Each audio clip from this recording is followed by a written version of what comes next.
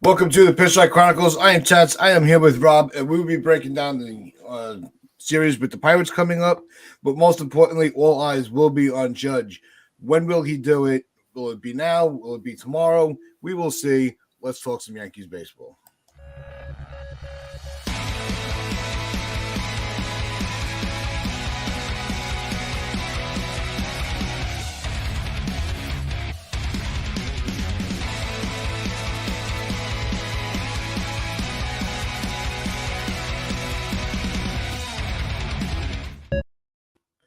Welcome back. I am Chats again. I'm here with Rob.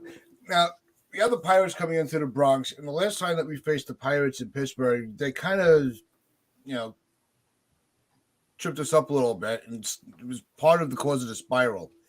This is one of those series that the Yankees need to kind of enforce some revenge on them for embarrassing them. But more importantly, they need to start taking these games a lot more serious and break away from the narrative that they play down to their competition as opposed to making their competition rise to them. So besides Judge, because that's the obvious one, what is the key to the series for you? Seeing how Bader looks, because they're supposed to be getting him, I think today he's supposed to be activated, so it'll be his debut. I want to see how he looks coming back from the injury, a healthier looking lineup, and just Severino tomorrow, that's very important as well. He's coming back, so we're seeing how some of these injured players are going to be coming back from the IL, how they're going to perform, and we have to sweep it. It's 2 games, you have to take both. You can't lose one to Pittsburgh. Teams are starting to clinch playoff spots. We should have been in this position already. So we got to sweep this series because Toronto's right on their tails, and they're also coming up in the series right after this. So they got to come out swinging. They got to come out ready to go, and they got to beat them. That's simple. It's nothing against the Pirates, but we should be obliterating them every time we play them. There should not be these struggles to beat the Pirates. Yeah, no, the Pirates are not that they're a threat, but they're going to be fun to watch because you do have 2 young stars on that team that are kind of making a mark. Brian Reynolds is somebody that we've talked a lot about in trades, but also another guy that's emerging as really a solid ball player and fun to watch is O'Neill. So he's another one. He's just a speedster. He's a really fun player to watch. He's tall as hell, for a shortstop. We talked about him in when they played in Pittsburgh. But for me, the key is going to be to make sure that the pitching stays on point. We can't be having the Pirates put up runs against us right away. The first inning runs are starting to really become a pain in the ass, where they're not. We should not be having to catch up to this team. We should be playing ahead right off the bat. So the pitching really needs to start to solidify and give us, some durability and some strength, especially going into the end of the whole end of the year. So, how's everything going, Eddie? Thanks for the comment. So it was one of the key is really it's really going to come down to the pitching and the bullpen. So you got the starting pitching and the and the relievers. They have to start clicking. So that's my take on it. Aside from the offense coming back healthy, like you said, Bader, we'll get Severino, which is part of the pitching. But the solid lineup, Rizzo's back. We should be starting to get a lot of these guys back, or should be getting in the next couple of days. When are we going to, what's the timetable for LeMahieu? What's the timetable for Benintendi? We're going to need these guys really, really quick because thank you, Tony Clark. Don't forget the Pirates swept the Dodgers this year. Yeah, the Pirates they're scrappy, but that's the other thing that the Yankees have to be weary of. Teams like the Pirates they're one of those teams. They have almost like the Orioles. They don't have anything to play for, so they could play loose. They don't have to worry about, if we get too ahead of ourselves, we're going to derail our season. So when you have a team that can play careless, it could derail your own season or your own series. Yeah, Eddie, Bader is back tonight. That is a big update that we're supposed to be getting. Finally, supposed to be seeing our acquisition at the deadline make his debut. But no, the Dodgers being swept by the Pirates should have nothing to do with the Yankees. They should not even be thinking about that. They have to go out and sweep. We're at our house. There is zero reason we should lose a game to them because we have to win. We were thinking about a month and a half ago. I wonder how many games this team's going to win. How many games, past the 100 mark are they going to be? Now are we going to get to 95, maybe 96, 97? And can we even win this division at this point? So the losing has been terrible. The poor play, the mistakes on the base paths, and all the stuff you want to point to, bad offense, bad starting pitching. Garrett Cole's been terrible. And they have no excuse but to blame themselves. They've been playing very bad baseball, and they have to pick it up. So I don't care what the Dodgers did to them. I don't care if the Pirates are a team that can play loose. We should be playing loose. We should be playing like we are better than you, but they haven't been able to do that to any of these teams that they should be beating. So it's now or never. You got 15, 16 games left. It's now or never. Yeah. No, it's, thank you again, Eddie. We also need to stop leaving men on base, especially the scoring position. That's been a big problem for this team.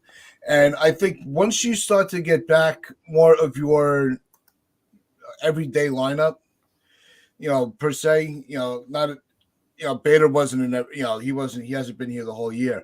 But when you start getting players that can be key contributors, that's only going to help move the lineup along because you're going to be able to strengthen your lineup from the top to the bottom.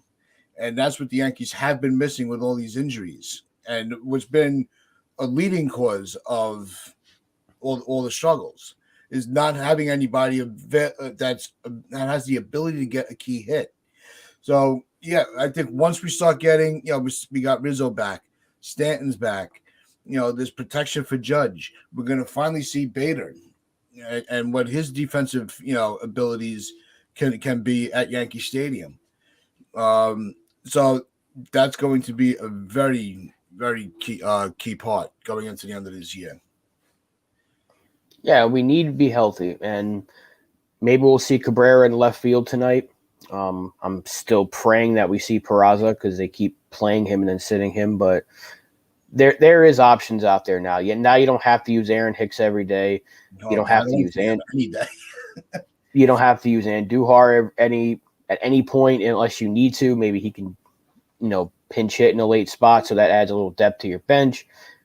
The options are there now when you get a little bit more healthy, and hopefully DJ's back within the next couple of weeks or at least before the end of the season. I don't know about Benintendi. I think they're waiting on news to see if he can even come back this year. I think Mayhew should be back at some point, but it's been really quiet on his front for whatever reason. We need to get healthy in the lineup, and then when the lineup is healthy, they need to be producing because we saw it the other night in Milwaukee for that first inning. They were able to put up a few runs, and they made it 5-0. Then they couldn't score until the last inning. And then the last game of the series, they were able to put up, 12, 13 runs. So we need to stop seeing this really high and then really low in terms of offense. They need to be consistent because there is at one point where the Yankees couldn't be stopped from scoring 4 or 5 runs, maybe even 6 a game. So they got to do better. And this is a good way to start it because if you sweep them and if Toronto even loses 1, you got a nice little cushion going into that series coming up. So they have to beat Pittsburgh. Yeah, and it's, is Stanton pressing? He may be. I think, and he's usually very solid in his approach. He doesn't, as much as he tries to be the power bat along with Judge, Stanton's one of those guys. It's just his pure power is what makes him such a home run threat because he doesn't have to overswing to lift the ball up into the air. But I think in this particular case, with when he's coming back, because the team was playing so bad, he wanted to come back and just help Judge on the offense. And yeah, he has. This is one of those few times you can say he has been pressing at the plate to make such an impact that he's not focused on. He's not following what the pitches are throwing to him. He's starting to chase again, and that's something he needs to correct really quick. Maybe having Rizzo in the lineup with the two of them gets Stanton to kind of calm down a little bit and not try to help Judge by himself. So I think that's also going to be a very key thing with the lineup is how the lineup is constructed. So it's going to be one of those, that Judge is going to need Stanton, Rizzo, Glaber is starting to come out a little bit out of his slump. Those are the key. You got to wrap these guys around Judge. Yeah, whatever the lineup was the other day against Milwaukee needs to be the lineup again tonight with just Bader instead of Aaron Hicks. Simple as that. And you want to put Peraza in there over IKF, great. I hope they do. Because if not, maybe Peraza's the one who gets sent down for Bader tonight. You still have to wait and see what that is. It's probably going to be Locastro or Florial, but with the way they're not using Peraza, it could be him too. Yeah, I'm still so disappointed with the way they use Peraza. It's so unfair. Yeah, but it is what it is. Cabrera's starting. He was struggling with his bat. He had a very good game before the off day yesterday. In that final game with Milwaukee. Him and Judge were pretty much they couldn't get those two guys out. But let's shift the focus to Judge, and he's got 2 more home runs to 61, and I think he's still 2 points behind for the Triple Crown because the other two, it's all going to come down to the batting average because the home runs and RBIs, they're not going to catch him. But what do you think the chances are of? Do you think it's going to happen in the Pirates series, or do you think it's going to happen in the Boston series? For him to get to 61 or 62? 61.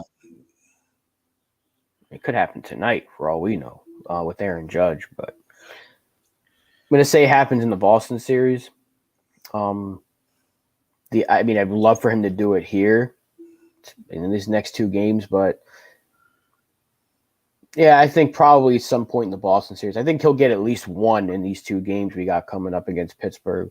So he might go into that Boston series needing 2 to break it, or at least to tie 60 to get to 61. It's probably going to be in that Boston series.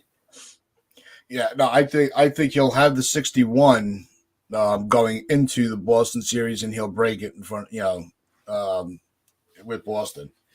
And so that would be my prediction on it. So if you're watching, let us know when do you think he's going to do it?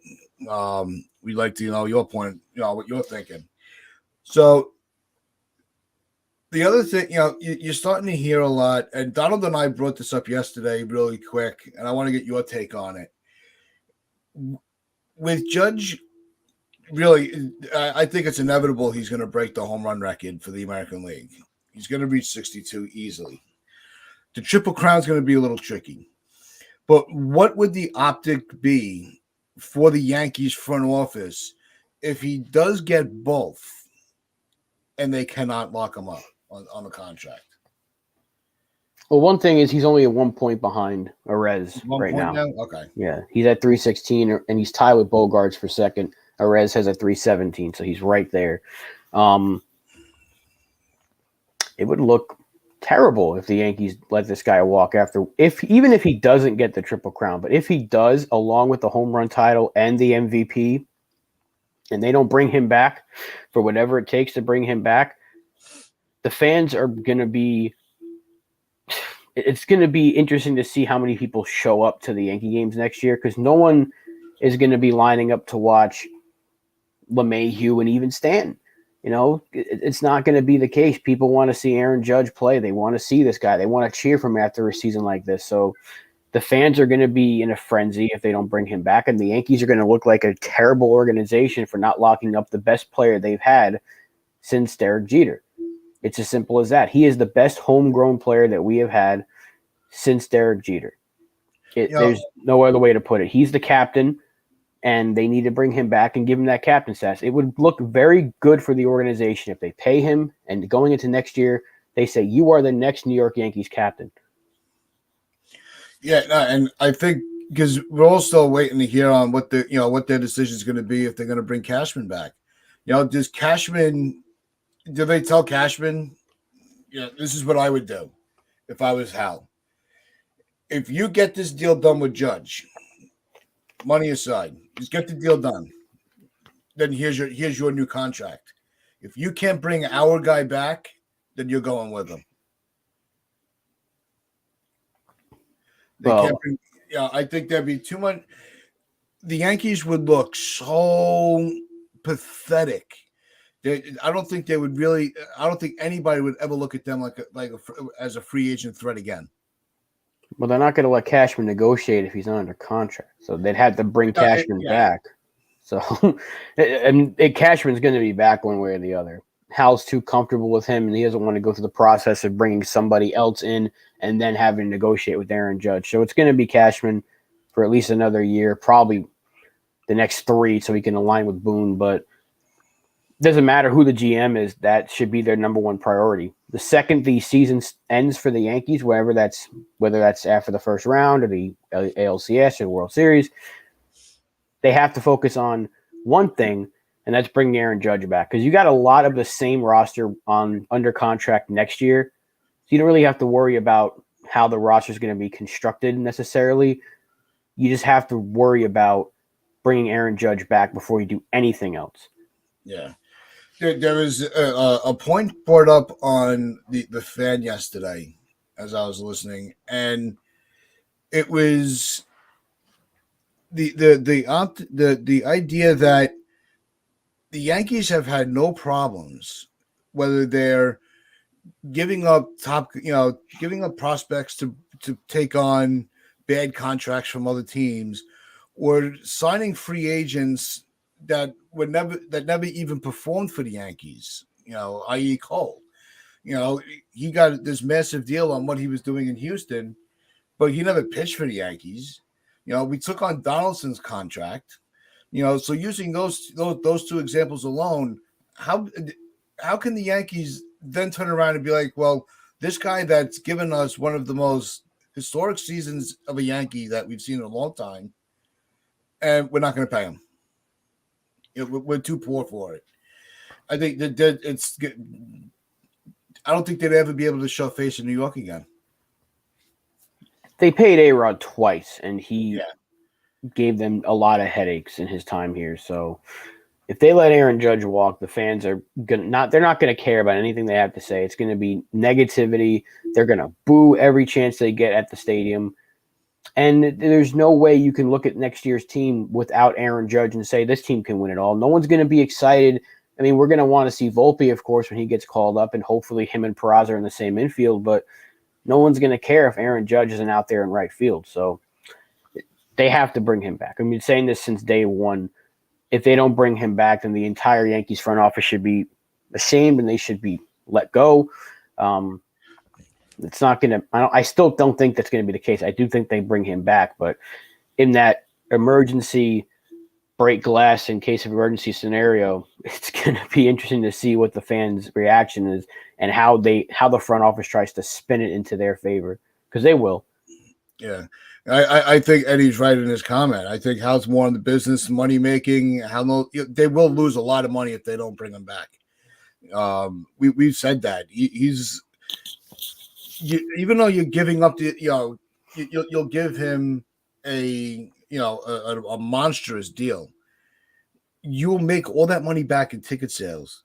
Think of how packed. Now, normally you'll see, opening day is always a sellout. You might actually see game 2 a sellout as well. Usually that's when you have that little drop in attendance, because everybody's saving their money to go to the first game. So you'll have Yankee Stadium packed for the first handful of games, as opposed to just everybody banking on just the one, because they're going to want to keep seeing this guy over and over again. Will he get off to the same start as how he's finishing this year? That narrative. And just the marketing alone, they'll make their money back. You got to think of it also. If he breaks the record and he wins the MVP and he gets the Triple Crown, all the merchandise they can sell with that, like all that comes into play. So if there's money to be made, it's with Aaron Judge. You're not going to be able to sell people on and this is coming from a huge Stanton fan, but you're not going to be able to sell people to go watch the New York Yankees on Giancarlo Stanton. They're just not going to care because he's not the guy that Aaron Judge is, because Aaron Judge is having this kind of a year. This is a season we haven't seen since 07 A-Rod. So, yeah, and A-Rod was loved by a lot of the fan base. So this is a perfect example of a guy that's producing and he's putting the team on his back. He's literally been the offense this year. You take him off this team, they're not a playoff team. So what would happen next year? They wouldn't be a playoff team. It's as simple as that. So this is the guy that's carried your offense. You have a ton of money coming off the books. You can move money as well if you get rid of Aaron Hicks and some other players. Mm-hmm. There's plenty of ways to free up the money to put Judge's contract in there next year and still be under the tax. Yeah, no, it's not, and you would also have to find a replacement right field in, or a replacement center field in. Even though we'll have Bader, Bader's not an offensive threat. He's a defensive. He's phenomenal defensively. But you would have to completely if they can't bring Judge back, they'll have to gut the whole thing and start over again, because, like you said, there's nobody else to market to bring the money in. They would have to pretty much bring up the Scranton team, put them on the field, and be like, all right, come watch the kids play. That's going to be what they're going to have to do. So they got to be – it's going to be such a stressful offseason until something's done. I think regarding the optics, Yankees have to make a better than borderline offer to Judge. I agree, Spence. It's what they need to do is, to avoid him going anywhere, they have to take the risk and just give him stupid money. Start with 36 a year. Go over what Cole's making. I think Cole's making 36, so give him 37 a year. If you have to go to 40, go to 40. Yeah. But maybe if you're able to do that, you don't have to lock him up for 10 years. You can give him 8 years, $40 million a year. It's a lot of money to be investing into one player, but this is also your franchise right here. This is not a guy that's just having one really good season and you're trying to bring him back. This is a player that, since he's been called up, or at least his first full year, has been the star. He's been a superstar. He's been the mega star of New York, where everyone says you can't play. If you don't make it here, if you can't make it here, you don't make it anywhere, right? So Aaron Judge has made his name in New York with the New York Yankees. There's not been a player more popular wearing these pinstripes than Derek Jeter, and I'll continue to say that. I don't care what anyone thinks. Oh, he hasn't won a championship. I don't care, because we know that Jeter had a really good team around him, and Aaron Judge is constantly producing with scrubs around him. A lot of the point this year, he's been surrounded by scrubs, and he continues to produce. So as a super Jeter fan as well, I can say that. And a lot of people don't want to make that comparison. I'm not talking about championships and playoff pedigree, because Jeter had plenty of playoff appearances where Judge only had a select few. That's not Judge's fault. But Yankees had to bring him back. But even look at how we regard Mattingly. He never won, in his career. And he's still regarded as one of the best Yankees that ever played first base. So, the championship narrative, yeah, it's a part of the conversation, but that can't be the tell all to what your Yankee legacy is. But also keep in, they need to keep in mind, the Yankees were expected to finish fourth place after the off season.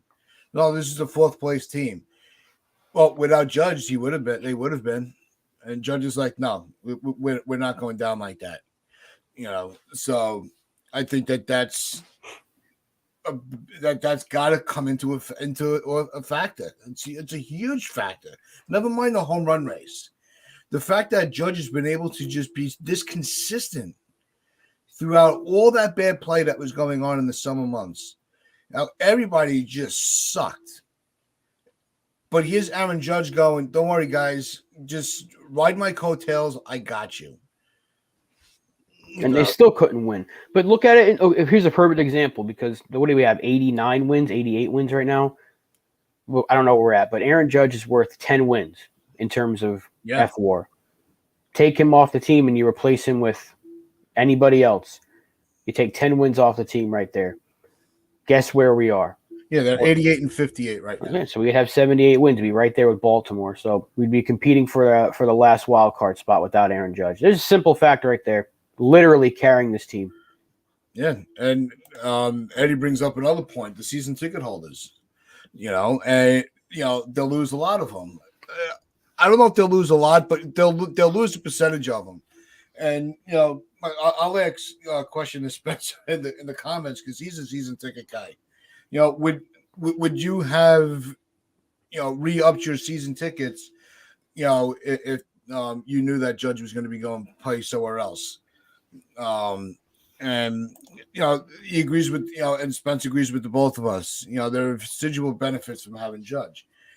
Yeah, we've been going over that. And not to come off repetitive, but we've been saying this since last season. Pay the man. That's all it comes down to. Just give the guy what he deserves. He's been the face of this franchise. I've never seen any other player we've brought this up. We've never seen any other player that has had a section named after him, so quick.